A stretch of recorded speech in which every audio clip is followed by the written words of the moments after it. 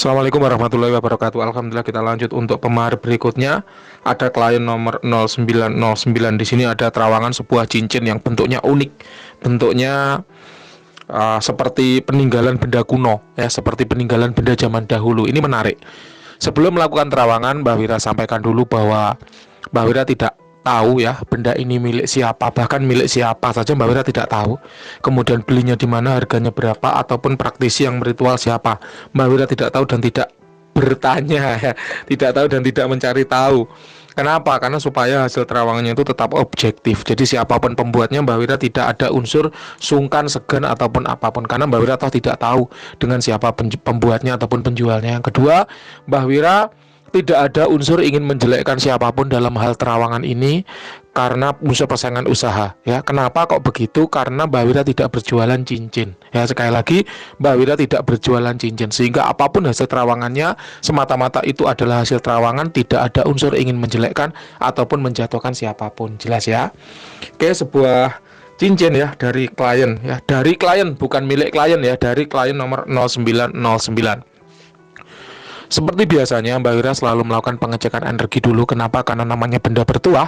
Adanya tuah itu karena ada energi di dalamnya. Ya, memang ada benda bertuah tidak berasal dari energi, adanya benda bertuah tidak berasal dari kodam, ada. Tapi sebagian besar benda bertuah itu adanya tuah dari energi. Apakah energi itu dari alam semesta, energi murni alam yang diisikan ke dalam benda itu? Ya, biasanya kalau energi alam itu kemudian lantas kita sebut dengan mustika. Ya, mustika memang itu dibuat oleh alam yang mengisinya dengan energi. Misalnya mustika merah delima, mustika apalagi, mustika lipan, mustika kulbuntat dan seterusnya ya. Kalau ini jelas bukan mustika karena ini dibuat oleh manusia. Yang kedua, kemudian energi dari praktisi yang meritual, energi manusia. Jadi memang manusia itu meritualkan benda ini dengan suatu tujuan tertentu agar dia berubah sifatnya dari yang sebelumnya tidak bertuah jadi bertuah. Nah, benda ini mengandung energi. Kalau Mbak Wira rasakan, dia punya tuah dalam hal apa? Kewibawaan dan kejayaan karir, karena energinya itu hangat menolak ya. Tidak semua hangat menolak itu adalah proteksi, tidak. Di sini kalau untuk cincin dari klien 0909 ini lebih ke arah kewibawaan dan kejayaan karir. Kemudian yang ketiga yaitu energi dari khodam. Nah, seorang praktisi itu harus bisa membedakan loh, apakah energi ini energi dari makhluk yang namanya jin, apakah energi ini berasal dari manusia. Kalau dari manusia ya tadi, yang kedua tadi, golongannya energi yang berasal dari praktisi yang meritualkan. Kalau dari jin berarti ada khodam di situ, ada jin yang sudah ditundukkan yang hidup di situ, kayak gitu. Nah, benda ini Mbak Wira tidak menemukan adanya energi jin dari benda ini, sehingga kemudian Mbak Wira menyebutnya benda ini bertuah karena ada tulpanya. Tulpa adalah energi yang didesain sedemikian rupa sehingga dia menghasilkan tuah bagi pemiliknya, bagi penggunanya, kayak gitu ya. Nah, untuk lebih memastikan lagi ya, Mbak Wira coba cek dengan metode yang kedua, yaitu metode visualisasi, yaitu suatu metode yang digunakan untuk mencari tanda-tanda visual atau mencari tanda-tanda manifestasi atau mencari tanda-tanda kehadiran khodam pada suatu benda bertuah. Nah, ini Mbak Wira cek tidak terlihat ada penampakan khodam apapun dalam benda ini.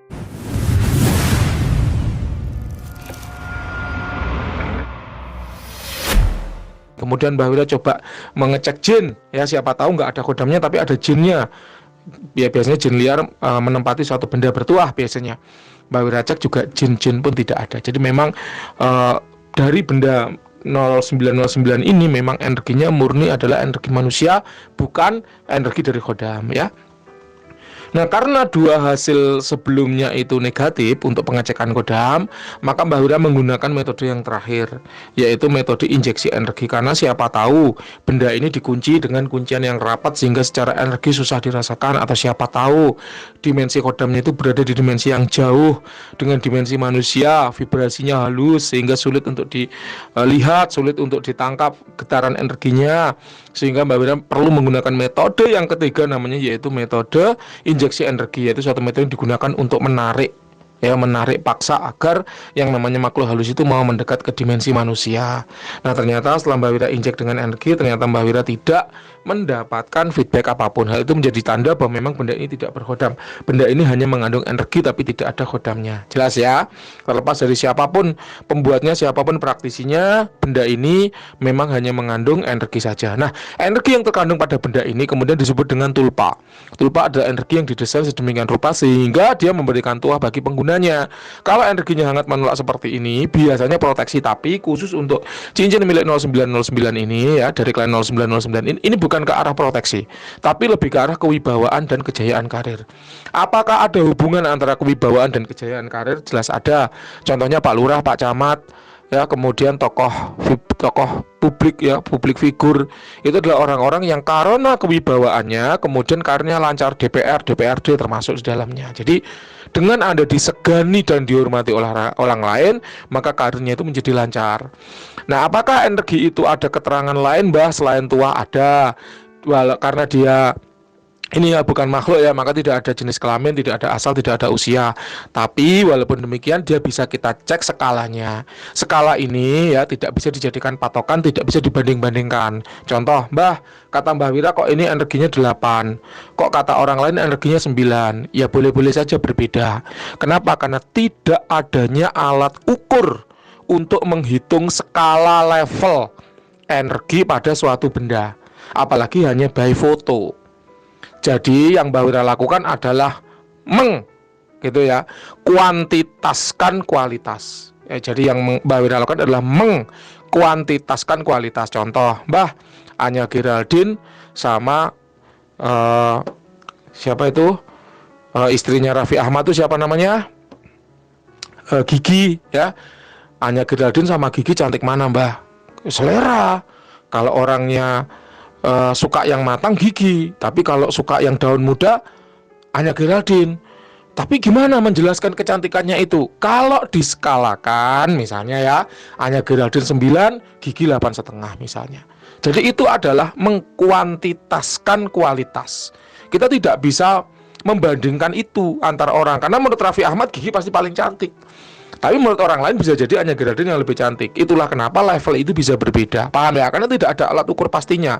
Beda dengan berat badan. Berat badan itu mau dari Sabang sampai Merauke, kalau beratnya sekilo ya sekilo.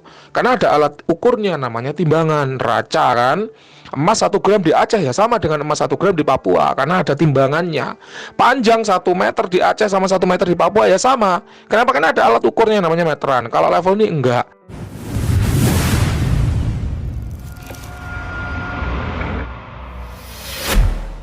Ya, jadi kapan hari ada yang bertanya ke Mbak Wira, Mbak, kenapa kok levelnya bisa berbeda?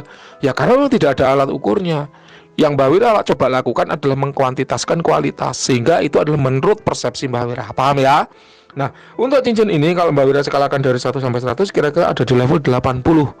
Ya, energinya aktif, dan sifat dari energi itu adalah ketika cincin itu dipakai maka tuahnya otomatis akan berjalan ya. Ketika dipakai langsung otomatis berjalan, tidak ada istilah penyelarasan, penyatuan, apakah sudah selaras, apakah sudah menyatu, nggak perlu. Anda nggak perlu mencari selaras, nggak perlu mencari menyatu. Kenapa? Karena sifat energi tuahnya mengalir secara konduksi. Jadi ketika dipakai dia udah otomatis jalan. Jelas ya? Itu yang bisa Mbak Wira sampaikan. Mbak, kalau untuk perawatan gimana, Mbak? Ada nggak perawatan? Kalau energi itu relatif nggak ada ya perawatannya. Kalau Anda mau memberikan offering kayak semacam dupa ya, supaya vibrasi energinya tetap positif, itu boleh-boleh aja. Tapi kalau menjaga agar energi itu tidak habis, nggak bisa. Karena sifat dari energi itu bisa habis. Ketika tuahnya berjalan dia otomatis akan habis.